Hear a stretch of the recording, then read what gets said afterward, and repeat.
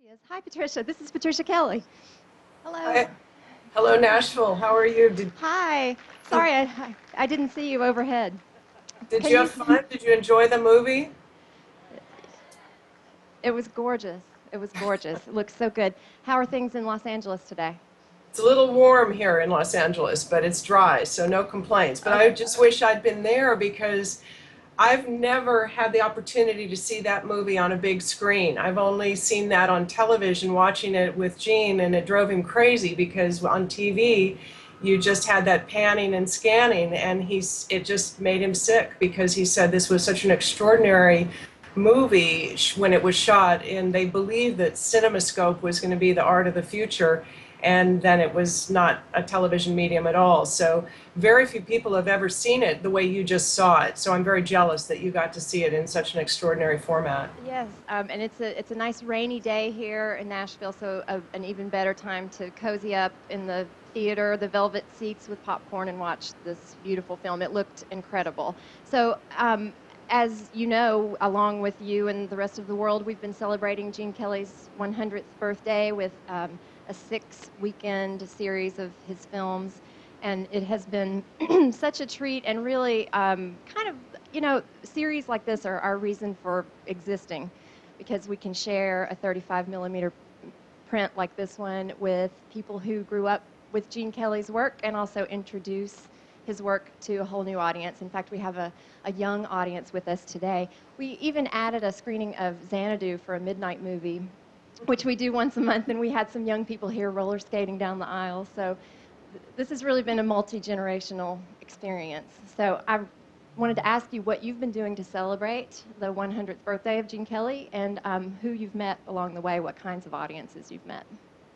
Well, we started back in May with a big tribute to Gene at the Academy of Motion Pictures here in Los Angeles, and we sold out that and 1,000 seats in about 10 minutes. It was just such an extraordinary response. And we had Hugh Jackman participated in that, and we had Justin Timberlake, and many of the young people who've been influenced by Gene. That's been one of my goals, is that Gene doesn't need a 100th birthday party. He didn't even want an 80th birthday party. In fact, he sent out notes to everybody, and then we snuck off and went to the Bel Air Hotel so he didn't have to deal with the press or anything. So the point of all this is really to, I think, exactly what you're saying, is to reignite the interest of people who might not have seen his movies in glorious 35 millimeter the way you're showing it there. They're seeing it on televisions or on DVDs and things.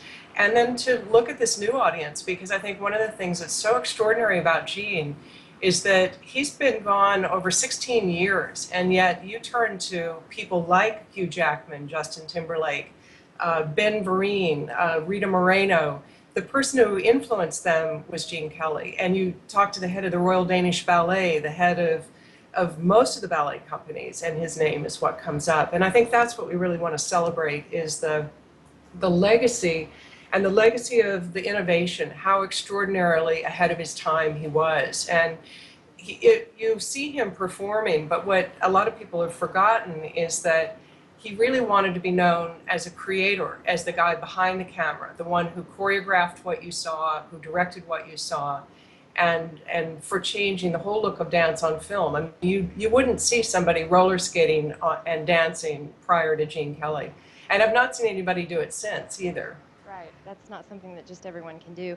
So, so I understand you're working on your one-woman show about Gene Kelly and also writing a book. Can you talk to us a little bit about those projects? With the Gene originally, I just to back up a little bit, I met Gene in 1985 at the Smithsonian, and I was brought on to write a television special about the Smithsonian, and Gene happened to be the host narrator. And the joke of all of that is, it's hard for me to even believe now, but I didn't know who Gene Kelly was, and I didn't know if Gene Kelly was a man or a woman, and had never heard of this thing called Singing in the Rain, and I kind of wonder what turnip truck I fell off of, but I think it was actually the way to meet this man, because I spent a week with him crafting this script, and The director was a lovely guy, but he could see that all the women on the set were so eager to get a marriage proposal out of Gene that they were just scratching at the door to get at him. So the director put me in the room with Gene, figuring I wouldn't bother him. And so we sat in this room together, and I had gone to graduate school at the University of Virginia, and my pet study in graduate school was word origins and poetry, and those were Gene's pet studies. So we stayed in a room together and quoted poetry back and forth and played word games for a week. And I became completely enchanted with this man's use of the language. It was this really, he was this extraordinarily erudite gentleman, and then this Pittsburgh street kid. And so that's what he was paying attention to, I guess. And he called me about 6 months later and brought me out to California and asked me if I would write his memoirs. And so I was only supposed to come for about 2 weeks, and we did get married 5 years into it. But I was originally supposed to write the book in Gene's voice, and it always seemed like I wasn't in my own clothes. I felt like it wasn't the right way to tell the story, because he couldn't really talk about himself and say, I did this, I did that. He could tell me, but he didn't feel comfortable writing it that way. So now I've shifted, since he died, I've shifted it, and the book will be my voice, but using the quotes that I have from him nearly every day. So, and the spine of the story is the 10 years that we were together and the way that he revealed himself to me in that time, because what you know about Gene is really, really minuscule.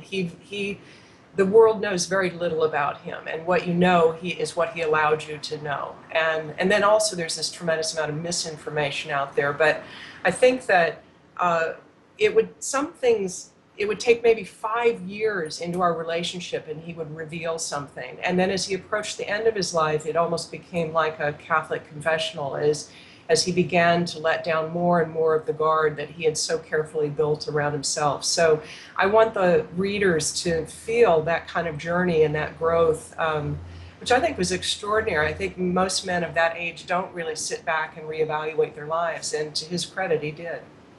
And how did you go about gathering that information from him? Would you sit down in work sessions, or did you just catch what you could along the way, take notes?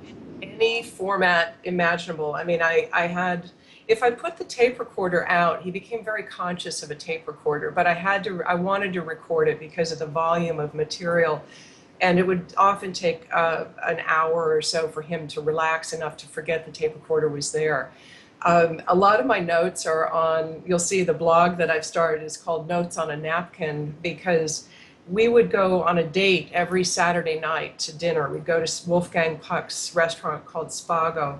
And then after that date, we would go to listen to piano music in the Peninsula Hotel bar. And really, that was what Gene loved, was just the two of us sitting there listening to songs like Smoke Gets in Your Eyes and Autumn Leaves and Stardust. And that's when everything began to drop away, or a song would remind him of something and he began to tell his stories. So half of my notes are on little cocktail napkins or sugar packs as I'm riding around, and those are some of the most intimate, revealing things. So it's a real combination. I have some videotape of him, but he was especially conscious if a video camera was running.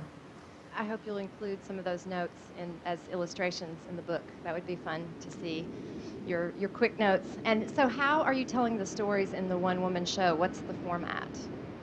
The format for that is, because I had the privilege of hearing Gene firsthand, how he crafted just for example, what you just saw, how he did the roller skating number. For example, he did a roller skating number in Pittsburgh with his brother. This was what they did as an amateur night.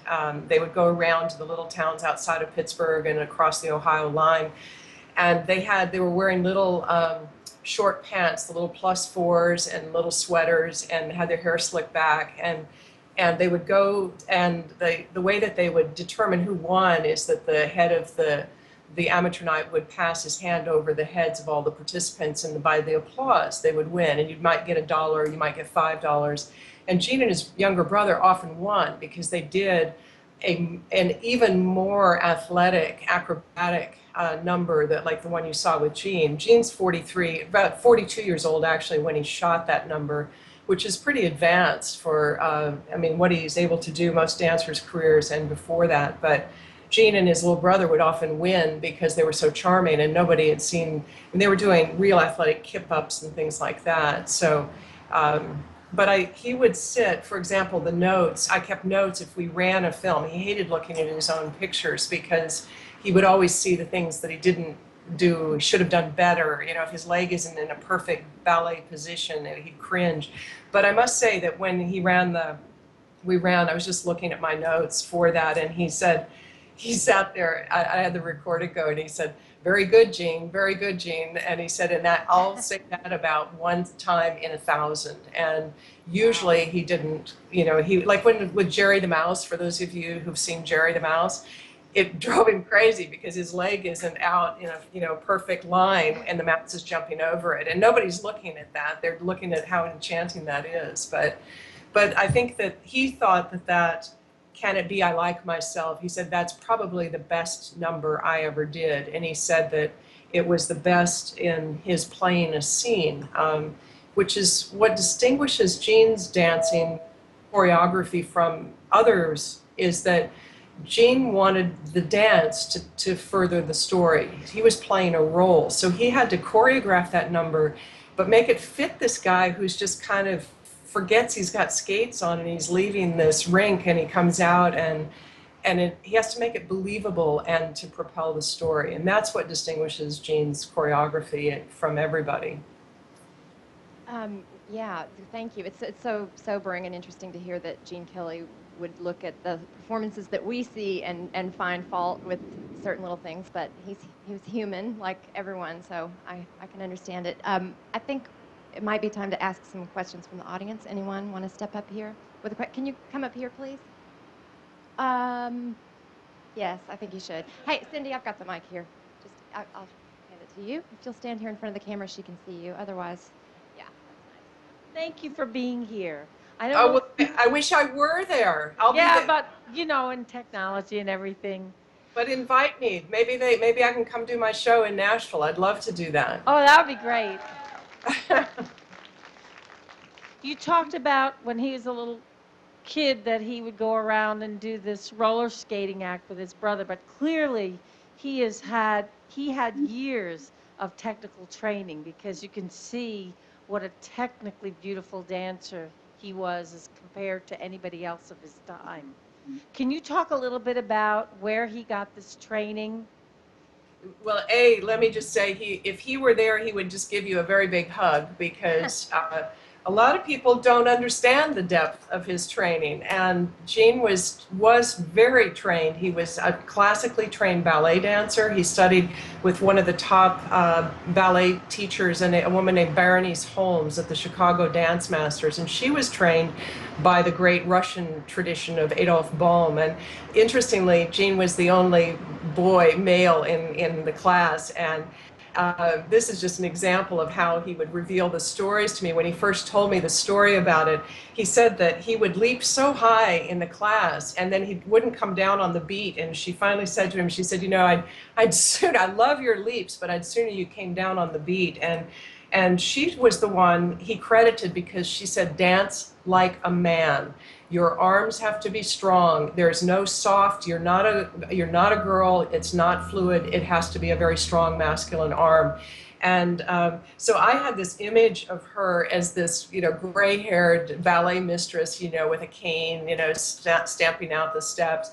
Well, about 5 years into our relationship, he revealed that she was drop-dead gorgeous, a blonde woman with these beautiful aquiline features, and they had a beautiful summer romance by the lake in Chicago, and that made the story a lot more interesting to me. So that's what you'll see in the book, is that as he began to trust me, then he could reveal those things. He also studied at Chicago Dance Masters with a man named, he spent Spanish dance with a man named Angel Cancino. Now, in a great coincidence, Angel Cancino was the uncle of a woman named Margarita Carmen Cancino, and you might know her as Rita Hayworth. So she was of the great Spanish dancing family. He studied acrobatics, he studied tightrope walking, he was a gymnast, he studied West Indies dance that you see in The Pirate. He studied tap dance. He studied jazz. There weren't many jazz teachers, so a lot of that he picked up. What he got a lot of, Pittsburgh was on the old rail lines, so all of the great traveling acts would come through. I wonder if they came through Nashville. Maybe somebody there knows. I would assume so. But a lot of the vaudeville acts and traveling acts would pass through town, and he would go, and he and his brother would go memorize their acts, and they'd take turns. They'd memorize the first 8 bars, run into the lobby, write it down, switch, and go back. And then they would take flour and water and paste together these arrangements, and then Gene would re-choreograph it for their own shows. And he saw some of the great black, the Bill Robinson, Bojangles. He saw Dancing Dotson, King and King. I mean, these extraordinary people coming through. And Gene was like a little sponge. He just took whatever he could find anywhere. And obviously, some of his biggest influences were in the movies. So Douglas Fairbanks Sr., Lon Chaney, Buster Keaton. And what he said after was that to see the daring do of Douglas Fairbanks, it began to seep into him that it was okay to be masculine and graceful. And that became the modus of everything that he did after. And then when he was trying to create his own particular style of dance, there wasn't anything to look to. He wanted to break away from the rich people's dance on polished floors and rich furs and white tie and tails. He wanted to dance like an American man, and he wanted to dance to the popular music of his youth, to Gershwin and Cole Porter and Rodgers and Hart, and nobody was doing that. And so he couldn't find any kind of movement that really fitted that. He studied with Martha Graham and the modern dancers in New York, Charles Weidman and Doris Humphrey, and he liked what they were doing. They all wanted to break away with the past, but they were dancing to these very percussive beats. So Gene thought, okay, I'm going to dance to American popular song, and wherein lies the movement that will fit my dance? Well, it was sports. So he turned to the movement of baseball and the beauty of a double play and this low to the ground, broad, open strokes and things. So that it came out of so many different elements. But the woman who spoke is absolutely right. Gene was the most trained and the broadest training of anyone. And that's, I think, why he continues to appeal to so many people, because he's not a tap dancer. He's not a ballet dancer. He could cover, and I'm going on too long here, but he thought you needed to learn every form of dance and movement because, again, you have to fit the roles. So for the pirate, you can't have tap dancing in the Caribbean in that period. So there's no tap dancing in The Pirate. There's no tap dancing in Invitation to Dance. He had to dance to a West Indies and acrobatics and ballet. And so it was really, there was a method to his madness, was to study everything so that you then can craft the greatest dance to fit the role and tell the story. So interesting. If you're a fascinating person, you can go on as long as you want to, Patricia. Does anybody have can you please step up so she can see you? And if others have questions, you can just sort of line up down here. Oh, hi, it's you. Where's my mark? Oh, there we go. Stanley Donen directed 2 of my favorite films, the 1966 Bedazzled, and then the other film that I really like of his is Charade, or Charade for those. Charade. Okay. And I'm fascinated that he and Gene Kelly collaborated not once, but multiple times. Can you talk about how that collaboration worked? That's a good question. It often comes up, and in fact, there's a lot of misinformation, particularly about this movie, because you will often read, and don't read anything else. Don't read the stuff on the internet. Just call me or find me on Facebook and send me a note, and I'll try to answer your questions, because sadly, the stuff that's out on IMDb, the things on Wikipedia, the things on the internet are not accurate, and that's part of what I'm hoping to kind of challenge. But you will often read that there was a massive breakup between Gene and Stanley Donen on this picture. There was none. And I have a lot of correspondence from Stanley to Gene and vice versa that's in the archives here that really counter that. So that's just become nonsense. And It was an extraordinary relationship. Another thing is that IMDb only lists directors alphabetically. So it does list Stanley Donen as the first director on Singing in the Rain and Take Me Out to the and on the Town, and It's Always Fair Weather. In fact, Gene is very specifically the first director on these, and that was a notable thing. The studio actually went to Gene and said, "Are you absolutely sure that you want to bring Stanley Donen on to do these pictures?" Now, one of the things that you have to understand is that Gene is wearing every conceivable hat there. He is directing, choreographing, performing.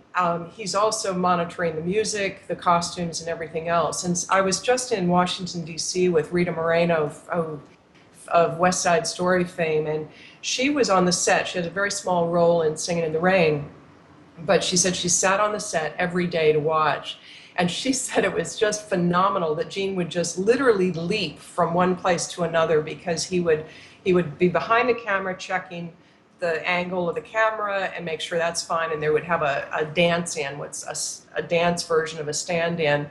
Check that. He would run, get in costume, go perform it, and hop back and forth and checking lights, checking the music and everything else. And so in order for Gene to be in front of the camera, he needed someone behind the camera to make sure he hit his marks. And the thing is that the camera operators and cinematographers were absolute geniuses, but they weren't necessarily musical people. So Gene choreographed these numbers to musical beats. He usually shot with one camera, and he, as he said it, he edited in the can. So he shot it so that the pieces just fit together sequentially. You couldn't take 8 cameras and then piece it all together. So what you needed was somebody behind the camera who knew how to move the camera with the musical beats and stop the camera at the right time. And Stanley Donen was a perfect choice for that. Gene had 2 other assistants, a woman named Carol Haney and a woman named Jeannie Coyne, who became his second wife. And all of these assistants behind the camera were watching to make sure, he had to make sure Gene's head is in the right place. Not only his feet, but his personality had to be right. The camera, the details of these takes they're actually at USC here in the records, and it's minute by minute. It will say from 4:52 to 4:53, Gene Kelly retied left shoe. But it will say take 2, 3, 4, no good for camera, take 5, 6, no good for action.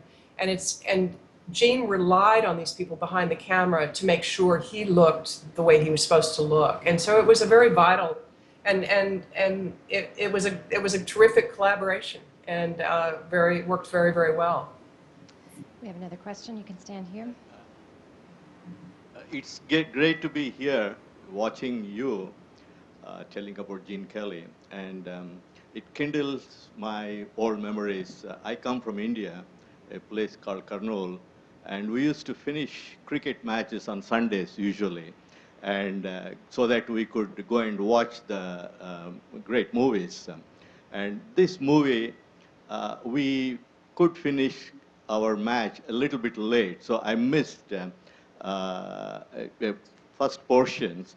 Then I had to go back and see this great movie, especially the roller score, that particular the scene was so fascinating. We watched 3 times on big screen. We went back, and then they had to pull the movie out. And it gives me great pleasure to, again, witness this great movie on the big screen. Like, I know that you're missing it, and I don't have a question, but my wife and I appreciate this great theater. Especially, we come here to watch old movies, and I wish the present producers and directors will do the same thing, like this kind of movies. And of course, I'm old-timer. It's so many decades past. But I wish, instead of the present fast-pacing trend will slow down, not slow down, it rekindle the youth, especially the traditions of the old American way. Like you said, that it has to be strong, and vigilant, and it takes a great skills and dedication to produce this kind of movies. And my hats off to Gene Kelly, and I'm glad to be here to see this and also to talk to you. Thank you Thank very you. much. Sure. Well, actually, you don't have a question, but you brought up a good point that I'd like to. I'm often on panels, and I was on a panel with cinematographers in Bangkok, and they said, well, you just simply have to dumb everything down now for audiences, and particularly for young people. And I don't know what young people they're hanging around, but they're not the young people I'm around, because the young people are dying for something. They are looking for something of true quality and integrity and romance and story and beautiful art. And I think that the studios are wrong. I think they just don't know how to make movies like this anymore, and they're not bringing in the technicians to do it. And these are very expensive. Oh, sorry. I'm sorry, excuse me, we have to leave the theater in a few minutes because we have another screening happening in about 12 minutes. But I'm sorry to interrupt you, but on that note of talking about a younger audience, we do have one last comment from a younger audience member. I just wanted to give her a chance to say something, and then we'll have to wrap up real quick. Oh, Hi. hi. I was just thinking, we all have our favorite Gene Kelly movie, and I kind of wanted to know what his favorite project was that he worked on. He was always asked that question, and he would often answer on the town when he was speaking in his one-man show, because he broke new ground, because it was the first musical to be shot on location in New York. But then he also would say that he really loved Three Musketeers. I think he had great fun and getting to emulate his hero Dougie Fairbanks, and then I think he really loved particular numbers like the roller skating, when he said, I think that's the best I did, and You Wonderful You in Summer Stock he felt was the best that he vocally had performed something. And so he would look at different pieces, and I think he was very proud of the American in Paris Ballet, because he directed and choreographed and performed in that. So I think ultimately there were segments of things, but I love Three Musketeers. I'm a fan of that one. Patricia, thank you so much. We just so appreciate having you here. Please come back to the Belcourt in person. I'd love to, and thank you all for being there, and thank you for supporting this terrific theater. I mean, there are not many of them left, and That's you all the are truth. very, very fortunate to have that, and to be able to see pictures in 35 millimeter, it's extraordinary. So thank you for having me, and enjoy the rest of your day. So, and I will hope to see all of you in person, but if you, in the meantime, find me on Facebook and friend me there. So, Thanks, okay, Patricia take care. Kelly. Thanks. Bye. Bye-bye.